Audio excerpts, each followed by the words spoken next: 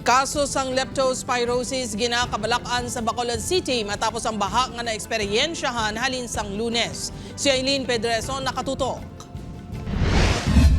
Naanad na kuno sa pag-ubog sa baha sa Barangay 12 Bacolod City si Josephine. Bisan pa kuno gamay lang ang ulan sa masami, ginasulod sang tubig baha ang ilabalay. Kung hindi ta man malikawan mo, hindi ta mag-ubog mo. May ginangagaw mo tang mga gamit mo. Kung ano kalawigon sang baha, magwa kita kay bakal ta pagkaon ta. Kapon kuno hindi lang sa sulod sa ilabalay, kundi sa pila ka mga dalanon nag-ubog si Josephine. Nakaibaluman kuno ini sa pamahog sang leptospirosis apang wala siya sa mahimo bangod kinahanglan mag-evacuate. Suno sa City Health Office, may anong kauli nga mga kaso sang leptospirosis sa syudad subong nga Nobyembre.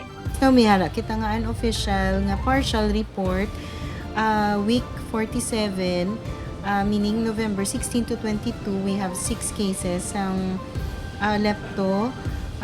One of that nag-expire. Padayon pa nga gina-consolidate sa CHO ang reports halin sa mga barangay. Posible sunod sa CHO nga magtaas ang kaso, ilabi na nga nangin malapnago ng baha sang damlag lang. Kung na-expose ikaw sa baha even for one time lang, the best gid is you go to your health center or your doctor and ask for prescription sang imo nga leptospirosis prophylaxis to prevent sang aton nga pag-develop sang disease gid. Lakip sa mga sintomas sunod sa CHO sang leptospirosis ang hilanat, pagpangluya, kag pagpalalakit sang kalawasan. Ang residente nga si Nena, ginasigurado nga may botas kung mag-ubog sa baha. As ikaw mga tiglawas, mga man ka man tungkol sa katabo bala ma'am nga sa gakapatay sa oo bala ma'am kasi siyempre ma'am halos din ilagaya man niya damo ginadiya sa amon.